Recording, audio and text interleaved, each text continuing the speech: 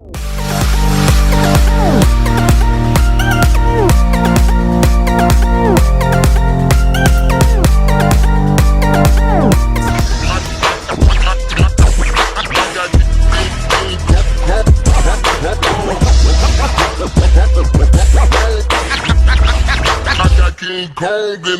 back. Road Rants for Black and White on Pop Culture. And we are at Mandalorian Season 2, Chapter 14. And holy shit, what did I just watch? Wow. Unbelievable. Already seen it twice. Already started it a third time. It picks up The Mandalorian, and look, I kind of expected this to be sort of like a lull episode, you know, sort of a not to the extent of like an episode 2 of this season, but just some kind of a more laid back, because last week's episode was phenomenal. Let's be honest, season 2 has been great. Outside of that worst episode of the series, which was episode 2 of this season, all the other episodes have been really good. They've been really good. In fact, I went back and watched episode 1 again of this season, and that Cobb Vanth thing and the setup of Boba Fett, it's really good. It really is good. We're leaving Corvus, going to Tython, okay, which is there's supposed to be a Jedi artifact or temple. It's when we get there, to me, it doesn't look like a temple. It's more like a shrine, okay? And there's it's like a stone, not a table. It's like a little stone bubble in the middle, surrounded by all these almost like Stonehenge stones that go up in the air like this. And before we get there, there is a really, really great scene between Din Djarin and Grogu. Good God, I'm going to have trouble with that. Grogu. And, of course, it's over the little silver ball that comes off the Razor Crest. And he force-pulled that little ball from Din Djarin. And, look, I think Pedro Pascal's getting much better as the Mandalorian. And I've said before, I think he does a good job of conveying emotion through in an incredibly tough environment of being in a helmet where you can't see his face. And they have an interaction that is very, very reminiscent of a proud papa and the son. Okay, he's really fired up. Oh, you did it! Yay! Woo! Throwing the baseball in the backyard, tossing the ball around. Holy crap! The kid's got a cannon. You know, just that sort of moment. And it's those small character building moments that make this series so good. Okay, and I don't know where we're headed right now. I don't. I got a weird feeling in today's episode. I did. I don't know if I'm accurate. I don't know. I just got a strange feeling. This episode was directed by the great Robert Rodriguez, one of my probably top 10 favorite directors, maybe my top 5. Of course, he did the El Mariachi trilogy back in the day, which was El Mariachi, Desperado, and Once Upon a Time in Mexico, which is highly underrated. That third movie is highly underrated with Johnny Depp. And, of course, Antonio Banderas as the Mexican. And so, Robert Rodriguez, great. He directed From Dusk Till Dawn, another one of my favorites. Highly underrated action director, and it flows through. This episode goes in a direction I did not see coming at all. Now, when the recap started, and I was like, Fennec Shan and that Boba Fett walk up, I was like, is Boba going to be in this episode? Because that's usually what happens. They give you a little glimpse of something that ties into the episode you're about to watch. And then when we get to Tython, and he sets Grogu up on the stone bubble, and there are markings, I think, on the bubble. I'm thinking, I'm like, I just don't see this is going in a different direction.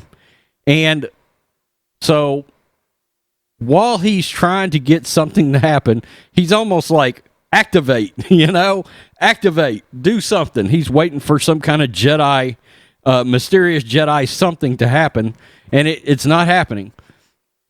But then I hear a noise, and there is nothing much like the Millennium Falcon in my life. There is nothing that I recognize more than the sound of the Slave One. I mean, I barely heard it. And look, I watch these episodes first thing in the morning. I watch them on my TV in my bedroom, and I hear that, and I leap up out of the bed and run over in front of the TV, and I'm standing like in front of the TV, like 3-4 foot, and I'm like, and then he looks up, and you see the Slave One flying in. You guys know I'm a huge Boba Fett fan. I'm a huge Boba Fett fan. I'm going to make a separate video because I got some really good collectibles in the last 2 weeks. But lots of Boba Fett stuff. And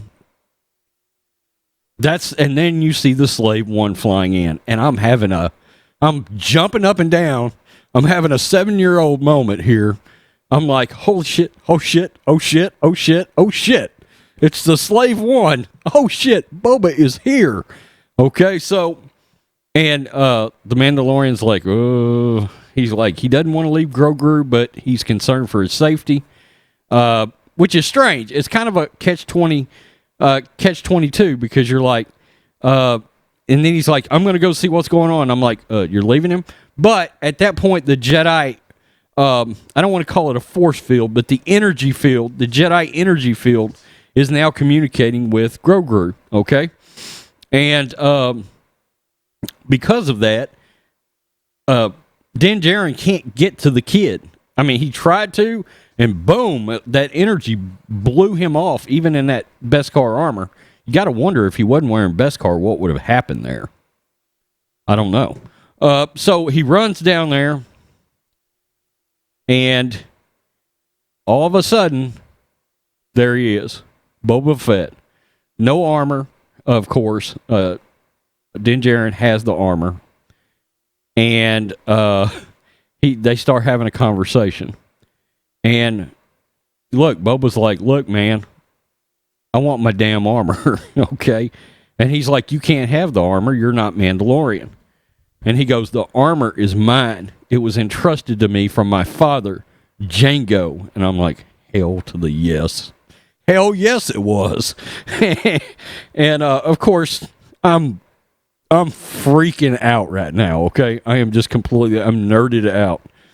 And because, look, one of my top 3 favorite characters is back. This is a big fucking deal for me.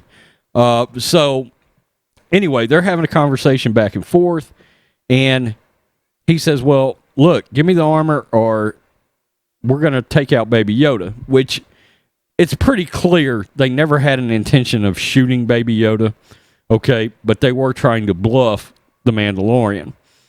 And he pulls out the whistling birds, and he's like, we're fixing to really get it on.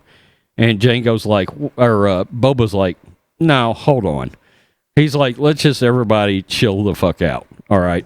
So they all put their weapons down. They have a discussion. And then they look up, and there's an Imperial, not an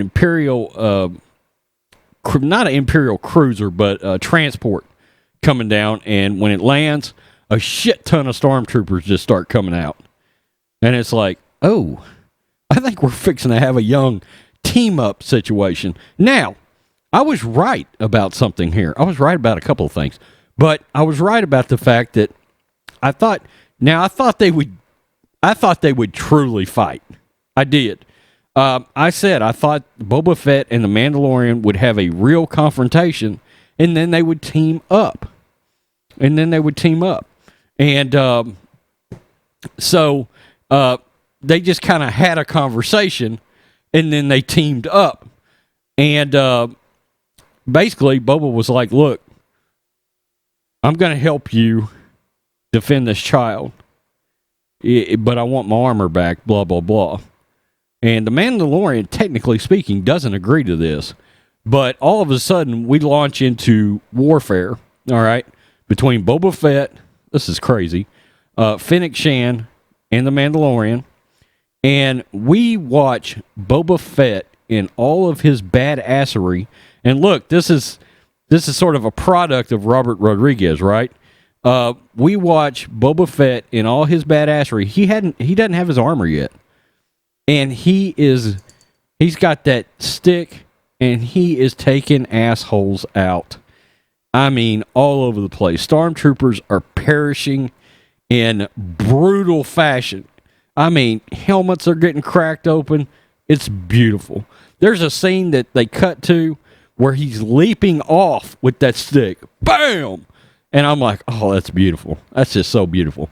Robert Rodriguez and action, perfect. So good together. I hope he signs up for a season 3 episode. Or, and I thought about this, is Robert Rodriguez going to be the showrunner for the Boba Fett series? It would be fantastic. He's known for doing things in a Western setting that is not necessarily a Western. It would make a lot of sense. It would make a lot of sense. He's got all that experience handling, quote unquote, a gunslinger. And good God, I love Han Solo. He's my favorite character. But I was thinking through this, I was like, how the fuck did Han get away from Boba? You know, that shows you right there exactly how badass Han Solo is. The fact that he dodged this guy. Wow. I mean, that's crazy. That is absolutely crazy. So, so it just kind of almost raises the badassery of Han Solo in the realm with Boba Fett, because you realize very quickly, and we all knew it, but we never got to see Boba Fett in all of his glory. We got to see it here, and he wrecked stormtroopers all over the place in a variety of different ways. And then he takes one out, and he has at this point worked himself close to the Razor Crest, and he looks over, and you can see the armor through the door, and you're like, oh shit, it's fixing to be on. It's fixing to be on. Well, the Mandalorian and Fennec Shan are getting surrounded by stormtroopers, and they're doing a damn good job of shooting down stormtroopers. As it seems, stormtroopers are back to missing. But she gets behind the Mandalorian, and he is starting to get shot up pretty good. But that Beskar is saving their ass right now. And you're sitting there, and you're like, oh, there's about to be a young entry, a young fly down, saving your ass situation in all of its glory. And sure enough, Boba Fett arrives, armor and all. And look, as cool as it was to see Cobb Vanth walk in wearing the armor, Robert Rodriguez sets it up so beautifully that it's clear this is the man that's supposed to be wearing the armor, because he lands behind the stormtrooper. He takes the stormtrooper out, and there he is standing there in his armor. He's got his armor back. And look, Boba knows how to use his armor. I mean, that's all there is to it. He knows how to use his armor and all of his goodies. And he started taking motherfucking stormtroopers out. It was glorious. I mean, fucking glorious. This is what Boba Fett fans, like me, I read a lot of the Boba Fett comics. And, he was a badass in those comics. Well, we finally got to see everything that Boba could truly do. Okay? And it was so good. God damn, it was so good.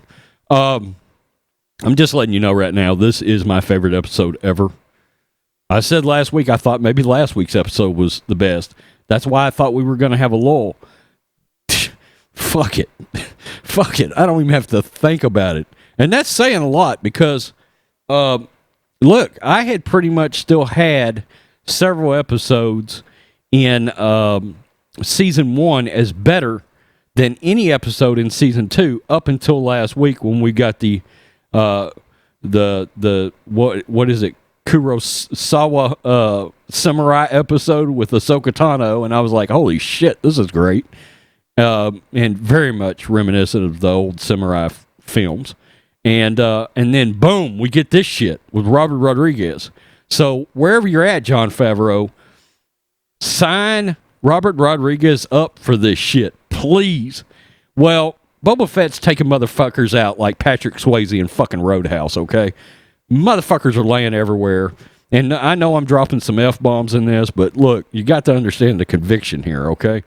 And while all this is happening, oh shit, the Dark Troopers come in.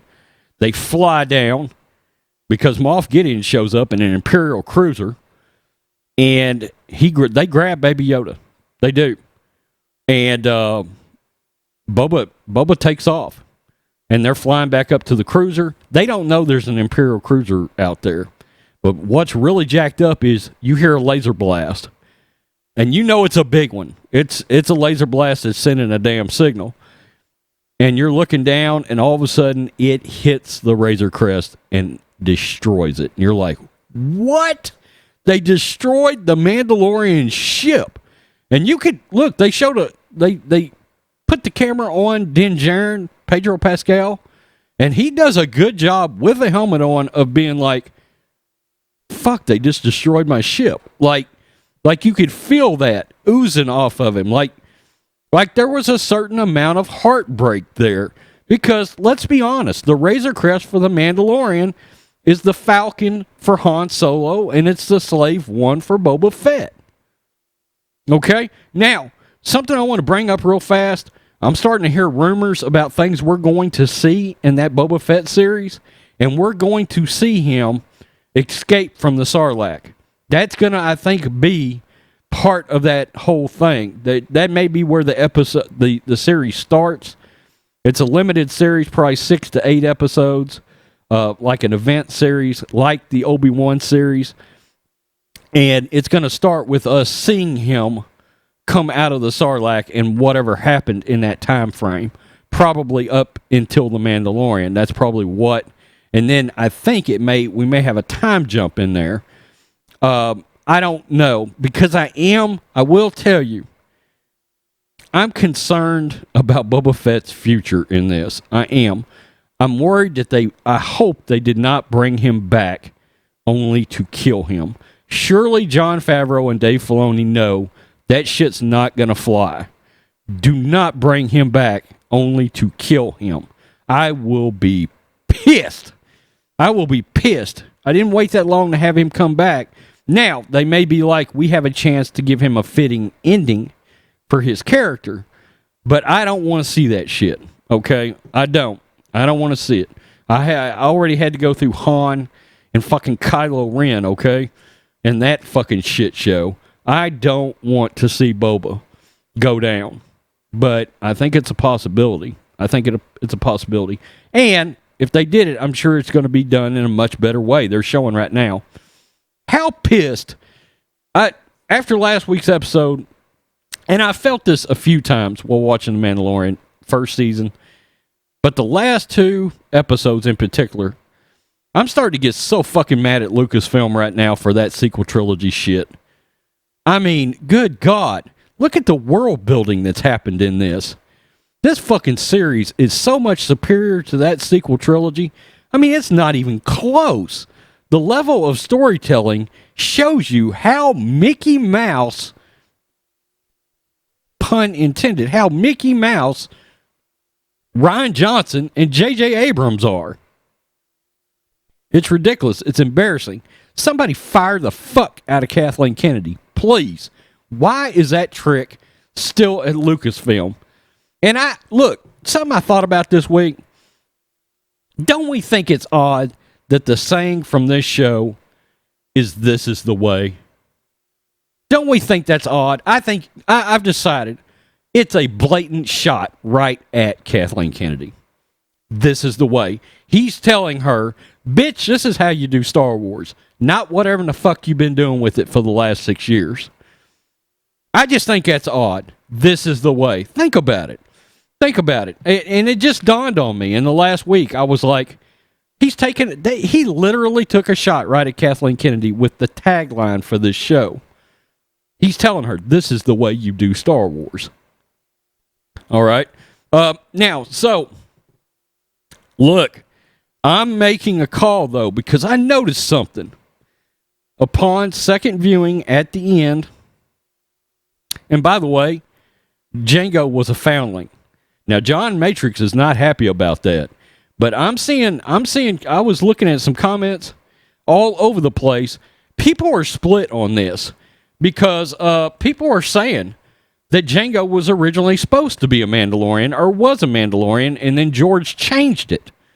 So I don't know. Okay, I don't claim to be a Star Wars canon expert, but they made Jango Fett a foundling.